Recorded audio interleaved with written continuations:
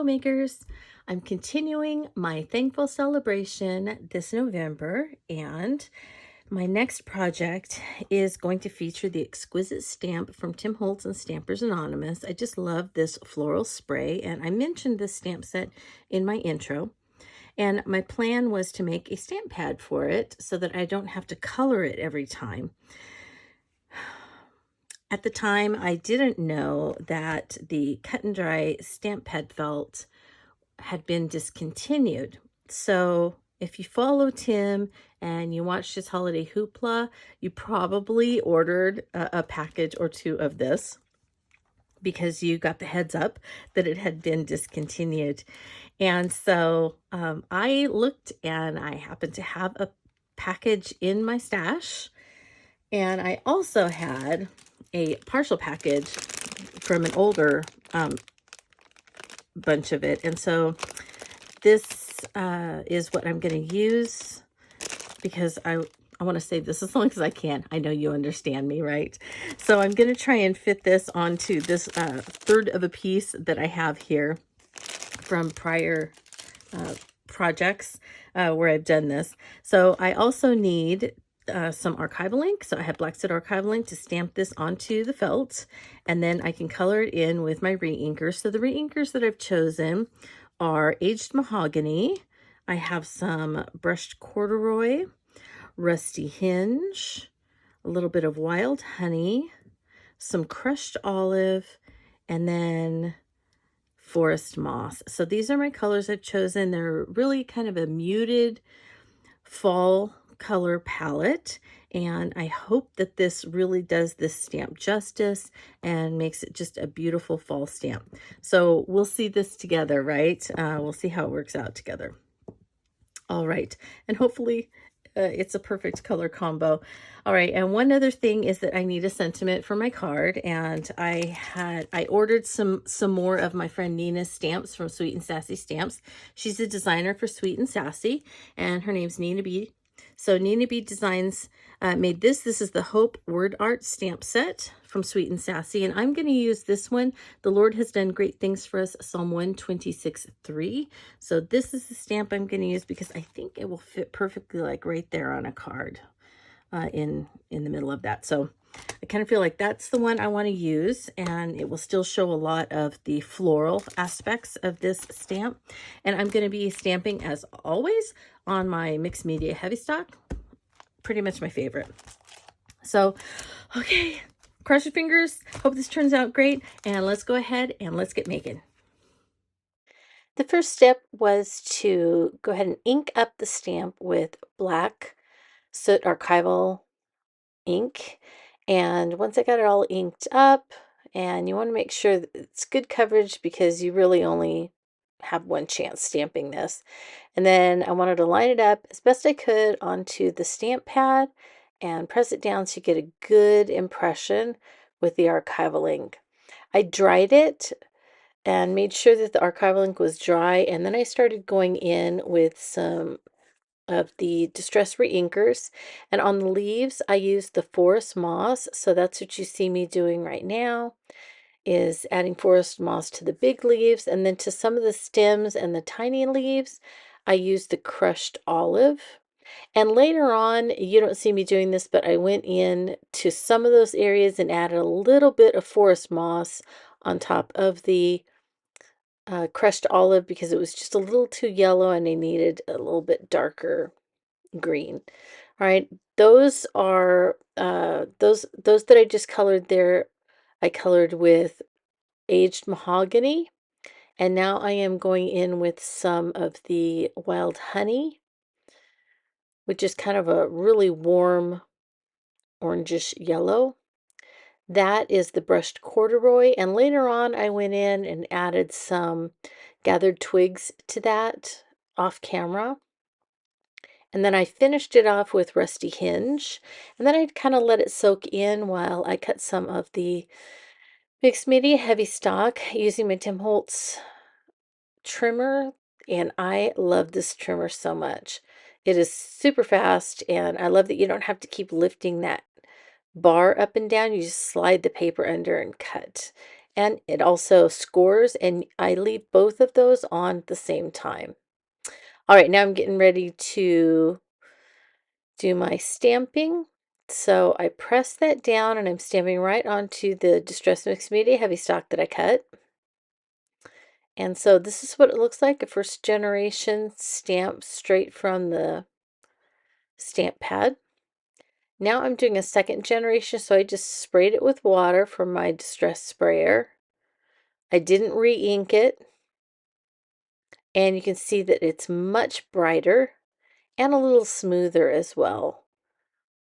All right, so that's the first generation, and then the second generation that I did not re-ink, I just added some water. And this is another first generation. You can see all those engraving lines on the first generation, and this is second generation that I sprayed with water. So you can see those are very similar, and the first generations are very similar, just darker. All right, I wanted to try it again, but I wanted the background to have some color to it and some texture.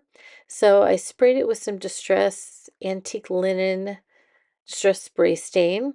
And so I sprayed some water on it, let it dry, and now I have my Antique Linen Distress ink pad, and I am using a script stamp that is on the same Exquisite stamp set, and I'm just going through that same piece of mixed media that I colored with the Antique Linen Distress Spray Stain, and I'm just stamping over it with Antique Linen Distress ink.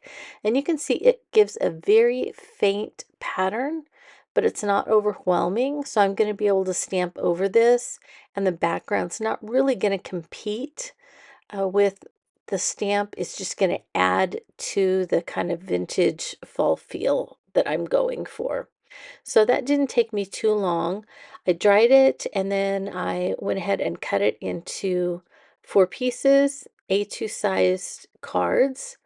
And now I'm stamping on it. Again, this is a first generation. And then I decided to switch it up a little bit and try something else. So I took the first generation and I sprayed 1 spray of water on it. And then I inked it up again, sprayed another 1 to 2 sprays of water on it, and you can just tell it really makes it vibrant, blends the colors a little bit, and it softens that engraved texture that is part of the stamp, but you still see a lot of detail. Now, those first 4 cards needed something in the background instead of just the plain mixed media. So I went around each of them with my Antique Linen Distress ink and a blending tool. And on the 2 first generations, the distress ink wasn't quite dry yet, and so it ended up smudging a little bit. So that's also a technique, is to do the stamp and smudge. So I really didn't mind that. It added to the uniqueness of each of the different backgrounds. And then I decided to go through and cut them all and make them A2 size. And some of them I stamped over a little closer to one side than the other, and so I just kind of evened them up here. And then I separated them into the first 4 and the second 4. Went around each of them with a little bit of walnut stain distress ink to age the edges. Then to stamp my sentiment, I'm using a technique I learned from my friend Joy, and that is to cut out the shape that you want your sentiment to be stamped on, if you're stamping it on a shape, and then you just place each of the dies into the outside edge of the shape, and you center your stamp on it, and it stamps perfectly in the center every single time, and you can stamp a whole bunch of sentiments on the same shape very, very quickly. So I love that tip from my friend Joy. So thanks, Joy. It was now time to decide which sentiments fit best with which background. So I kind of went through and matched up colors and styles and things like that. Once I was done with that, I went around and did a simple stitch around the outside of each card before I started to adhere the sentiments to the front. All right, so I am using some chipboard to pop these sentiments up off the back of the card. So I'll talk about a little bit more about that in a second. So you're seeing me attach one of the sentiments to one of the card fronts. But I also stitched around each card, and I want to show you how I get the threads to the back. So you start just pulling the threads that are on the back, and it will bring the threads that are on the front through to the back so that you'll just have smooth stitching on the front. And then you can trim it close and then glue those little bits down to the back of the card so that they don't fray. And that's just if you want something that is kind of just having an outline of sewing and you don't want the messy stitching. That's kind of how you do that. So you'll see me doing that, as well as gluing a bunch of pieces of chipboard to the back of all of those sentiments. And I know that that probably looks like a lot of work, and it's much easier, obviously, to use foam squares or foam tape or something, but I couldn't find mine at the time. I didn't feel like looking for it, and I had the chipboard, and I just enjoy making, so I went ahead and just sat here, watched a show, and just glued and enjoyed the process. I find it relaxing, so I wasn't really bothered by it. Um, Now I am putting the card fronts onto card backs, and then to keep them flat, I'm actually putting them under my box of pre-made backgrounds that I have next to me, and then I'm pretty much done. I have to tell you, I'm really surprised that I got 8 cards out of today's design. I wasn't planning on doing 8 cards. I was planning on doing maybe 1 or 2 of the same. But these actually went together so quickly. So let me tell you, because a couple of them, I did them a different way. So the top row, these are the first that I did, and I stamped it with the stamp pad, which I have in a bag now, so it will stay wet. So I stamped it with the ink on just plain mixed media Heavystock, and then I sprayed it with my Distress water sprayer and did a second generation stamp.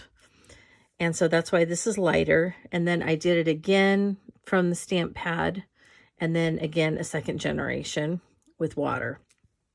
So that's why the color scheme on these is a little brighter and a little lighter than these. Then I went over it with my blending tool and antique linen distress ink, and you can see that it smudged a little. So this is almost like 2 techniques, stamping with your own inked stamp pad, and then the smudging technique. So this smudged and this smudged because there was a higher concentration of the distress ink. It takes a little bit longer, and I didn't use a heat tool or anything to dry it, and so that's why it smudged, because it was still in the drying process. Whereas these did not smudge because I sprayed them with water. They were second generation, so there was less ink on them, and so they dried quicker. So there was no smudging on those.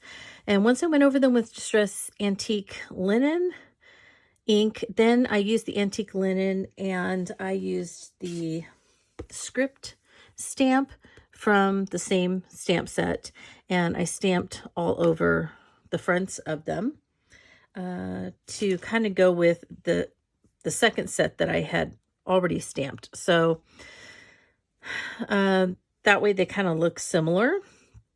Then these, before I stamped them on the mixed media Heavystock, you saw me spray them with the antique linen distress spray stain, and then I took the ledger, and I also took this one that said Mantles, Costumes, and Millinery, and I put the antique linen distress ink on those and stamped all the way down the whole piece of paper, cut it in 4 parts, and then stamped on these. Now the first one I stamped just straight ink from the stamp pad, and then the others I pushed it onto the stamp pad, and then I sprayed like 1 or maybe 2 little sprays of water very lightly. And one spray looks like this. There's not a whole huge difference between these two, but you can see, if you look in a few places, you can see it's a little smoother than on the first one.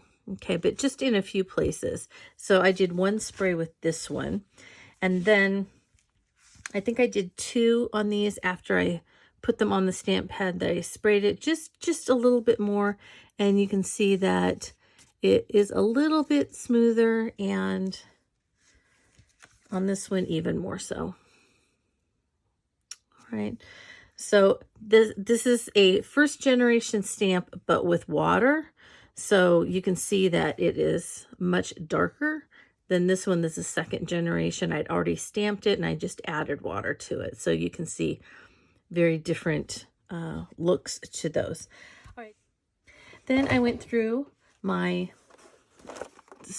box of backgrounds and I pulled some that were colored a little bit, and some of them that had some greens that I thought would go with the greens that I picked, and the rest of them were, you know, just kind of creamy colors, and I stamped on them, and I used the technique, as I said, that my friend Joy taught me. And then so these went really quick once I started stamping all of those.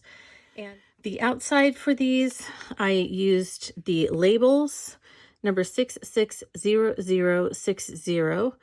This is as you can tell from the packaging, this is an old Tim Holtz alterations die set. You get 17 dies in it, all of these, and some of them fit within each other, so you can cut different sizes. So there's 2 of this. This is the larger one, and I just love this set of dies.